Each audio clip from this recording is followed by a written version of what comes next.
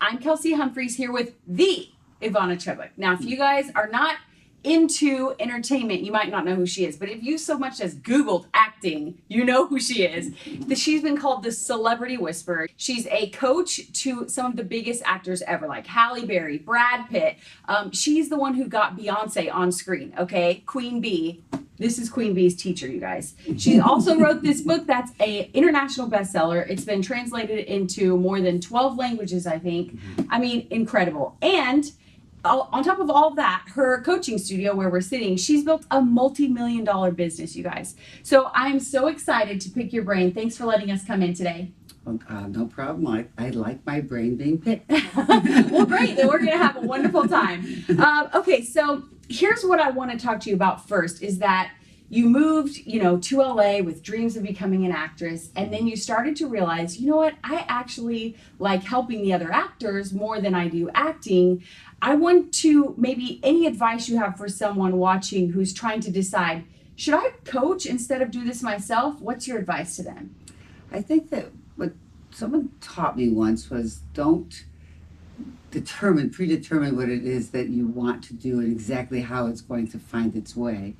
Is you have to be open to life happening and giving you ideas of how, by presenting sometimes the weirdest things are going to be presented to you, and you find yourself liking it, and then following a different path that only you got to by trying to follow the path that you thought that you wanted.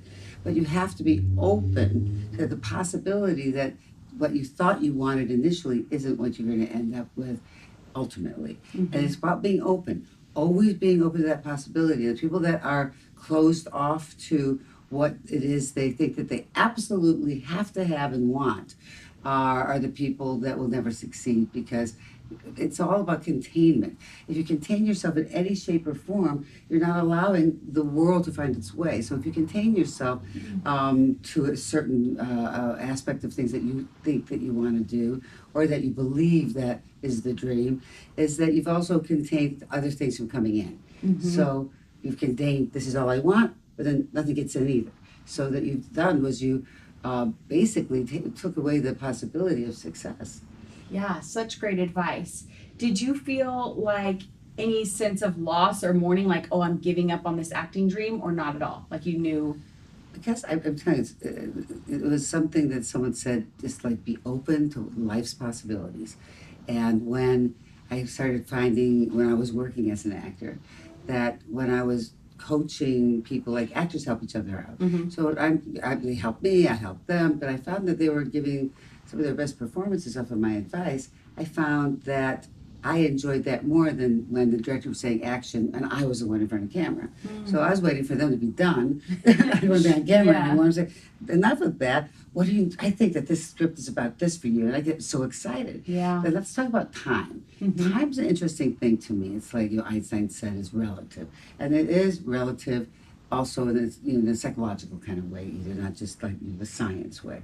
And when things are really interesting to you, time goes really fast, but it's the same amount of time, but it feels really fast. So an hour becomes like a minute, and an hour can also feel like 10 hours, depending on your enthusiasm, your passion, and your connection to whatever it is you're doing. And I found that when I was teaching actors, the time went by super fast. And when I was acting, it went so slow. I think that watch was watched more than anything else. It's like, oh, we're still here on the set. And then when I was working with actors, coaching them privately and then ultimately having classes, the time goes by so fast. I do these workshops all over the world. And they're like, 12-hour intensives, 2-day 12-hour intensives. The 12 hours is like really goes by so fast. It's insane. Wow. I love that. That's such a good exercise. So if you guys are curious, ask yourself, when does time fly? That's such good advice. So now you start getting approached by actors because people are like, man, she's really good at telling me how to do this. And more people. How did you go from people are asking me to help them to this is a real business? I'm going to open a shop. I'm going to do this professionally. Well, I think I give some really good advice when I say, if you're thinking about the money, then you're probably not going to make it. So I thought, okay, someone's coming to me, I want to do the best, I want them to be the best they could possibly be. when I feed them and I see greatness happens out of them, you know what? That feeds me. So it's symbiotic. So if I'm empowering you to a greatness, I'm also empowering myself because I feel that we as a team are connecting from a very effective way. And so then the next thing I know, I'm going, you know what? I don't have to balance my checkbook anymore. It really was that moment. And I'm going, I don't have to think about, I only have enough money for this or that. And then when I was able to take my husband, this is going to be a great story. Great. We can't afford a Ferrari. He always wanted a Ferrari. So I said, it was his birthday. And I said, well, yeah, we can't afford a Ferrari, but because I knew that from just not thinking about that we had money, didn't have money, I really did not pay attention until I started to realize that there was a lot of money coming in. And that we went to the Ferrari place, and he said he liked one, and I said, well, wrap it up. Wow. It's yours. And that's when I knew that what my passion was going to give me what I call gravy. Mm-hmm. It's the gravy. But honestly, I always had if I didn't make money, it didn't matter. Like, I could live small. I was an actor for a long time. I lived very small. Right. I lived with a lot of people, and I lived very small. I lived on top ramen, you know. Yep. and anything that was cheap. So I skipped meals. I walked to places to save on gas. I mean, I lived very small, and I was fine with that because I was following my passion. And then as time came along and was following something that I love to do so much, money just came as a Like a part of it. byproduct almost Well, of doing what you it's love. gravy. It's like I like the steak. Or I like the roast, but it tastes good, the roast, but I throw some gravy on it, it tastes even better. Yeah. You know, so the thing Yeah. is, it's just the gravy. Yeah. You know, and if I don't have the gravy, that's okay too. Mm-hmm. Mm-hmm. You know, because I love that much what I do, and that's bank. That's Right. commerce. Because you love what you do, you can take that to the bank. Yeah. How many people love what they do? Yeah. How many people have figured out what it is that they want to do? Mm-hmm. And so that to me is worth more in terms of the metaphor for dollars and cents. So if I have a bunch of gold bars, I have a whole bunch of metaphoric gold bars because I have found something very few people on the planet have found. Something I love to do, something that I'm doing very well doing, and I'm affecting the world at a very because the base of what I do is about empowering people, not making victim choices, not only in terms of the choices you make as an actor, writer, or director, because I work with all of them, but to also to make that bleed into your real life.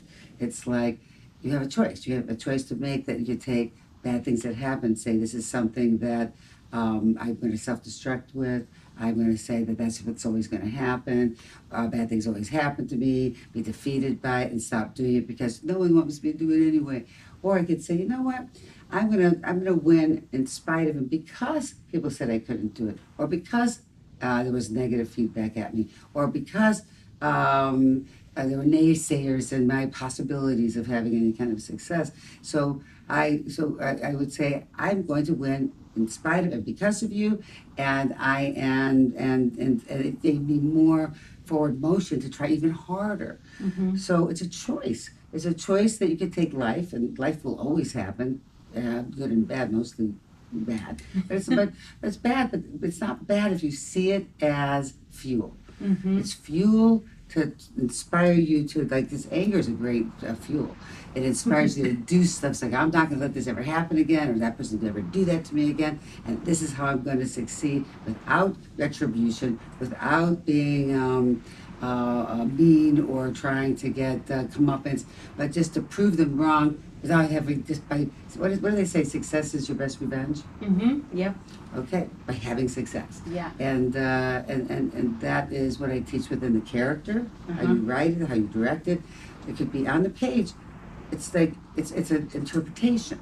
So my technique is based, and that's why I think it's so world famous, because people are taking the idea that you take insecurities, flaws, fears, pain, trauma, and use it as a very effective fuel to overcome and win with.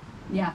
Okay, so how could that not bleed into your real life? Mm-hmm. How could the audiences who are watching these characters do that not bleed into their lives? Therefore, they say, hey, this is the person I always want to see week to week to week in a TV show because it makes me feel empowered. It makes me feel hopeful.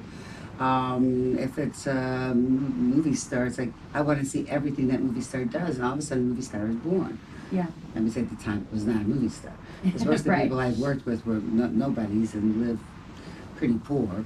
Doing horrible jobs, living with too many people who are out of their cars. Right, you know, right. And again, the top ramen thing. Yes. I love, I'm selling top ramen right now. they are not a sponsor. We put that out Exactly. there. To see the rest of this amazing interview and other celebrity interviews with people like Tony Robbins, Rachel Ray, Gary Vaynerchuk, Dave Ramsey, the Property Brothers, and more, go to thepursuit.tv.